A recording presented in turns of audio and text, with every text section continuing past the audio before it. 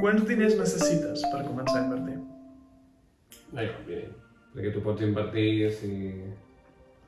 Clar, és que el concepte d'inversió s'ha pervertit molt perquè la inversió avui en dia es projecta com allò de la borsa o les criptomonedes, que estan super de moda. Però tu pots invertir en un negoci local o crear la teva pròpia idea de negoci. Això és una inversió. I la inversió no necessàriament ha de ser econòmica, també pot ser a base de temps o recursos. No necessites diners, necessites perseverança i saber el que estàs fent. Res, €1. Amb €1 pots invertir. L'altra cosa és en què vols invertir. No és el mateix comprar una peça de col·leccionisme que comprar una participació d'un fons indexat.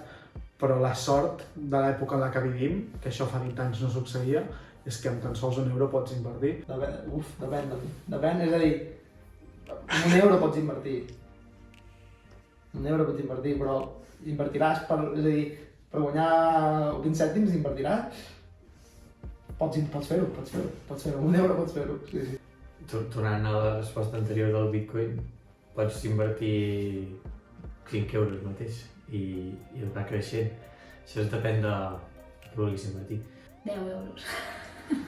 Començar a invertir, no sé, 50 euros? 50 euros per invertir, per exemple, en comprar una formació, per mi és invertir.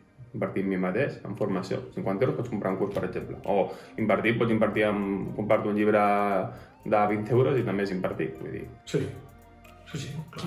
Quin és? Doncs crec que una miqueta el que tinc ara. Uns 900, 1.000 euros, alguna cosa així. Una miqueta poder cobrir les teves necessitats bàsiques, i un pèl més, potser. I el que d'allò, l'excedent, poder-lo dedicar a invertir. Jo crec que sí. Si no tens, el que deia abans, si no tens el bàsic no pots fer coses amb els diners que et sobrin, diguem. Sí. El suficient per viure.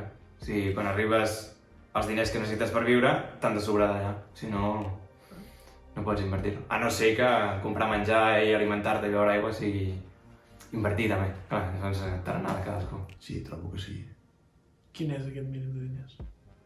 Doncs el mínim de diners que faci que el teu dia a dia no es vegi perjudicat, en el cas de que aquesta inversió sortís malament. Suposo que és un mínim de diners que va en funció del teu poder adquisitiu, per dir-ho així. Doncs si tingués uns estalvis de 15.000, 20.000 euros, segurament invertiria. Home, evidentment. És que és l'única condició per la qual jo invertiria és que fos excessivament ric, o sigui, ric del cagar, que no sapigués què fer amb els diners. Llavors ja potser sí que faria petites inversions. Jo invertiria, sí, però hauria de ser un jugador del Barça.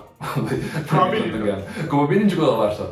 Ja s'ha acabat el vídeo, però ara ve la part més important i és que tu em donis la teva opinió a la pregunta que he fet. Deixa'm un comentari. De fet, també, si vols que et faci una entrevista amb tu i que vinguis a xerrar aquí amb mi d'alguna temàtica relacionada amb l'economia, fes-m'ho saber. I important, que me n'he oblidat. Recorda subscriure't, donar-hi un like i comentar sobretot la teva resposta. Bastant important, si no me n'oblido. Ens veiem al proper.